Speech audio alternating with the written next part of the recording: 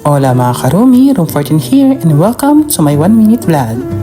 It's been a long time mga karumi at na-miss ko mag-voice over. Since nag-for good na kasi ako sa Pinas at masyadong busy sa maraming bagay kaya hindi ko naisisingit ang pag-voice over. Kaya for today's video mga karumi, since sinaniban ako ng espiritu ng kasibagan, kaya eto na nga. Nagliwaliw lang naman kami sa bundok para makuha ng mga gulay-gulay. Since maganda kaya ng araw dito kasi simula ng movie ako lagi na lang naulan kaya kabanas din labas minsan. Nakaka-relax din pagmasan ang lunti ang kapaligiran mga karumi. Masarap sigurong manirahan dito, tahimik, malayo sa ingat gulo. Pero scary din siguro kasi lagi kang dadalawan ni Maring Snakey Sir na dito. Shoutout nga pala kay Madam Christine, na-miss daw ang boses ko kaya napa-voice over din ako. Pati na rin ang mga ROS Angels. Miss you guys, see you when I see you. Wala na akong kaharutan at kasamang gumala kaya namimiss ko kayo ng bongga. Dalawin niyo ako dito at itutur ko kayo sa hacienda ko. Nakikita niyo ba ang mga yan? Akin lahat yan.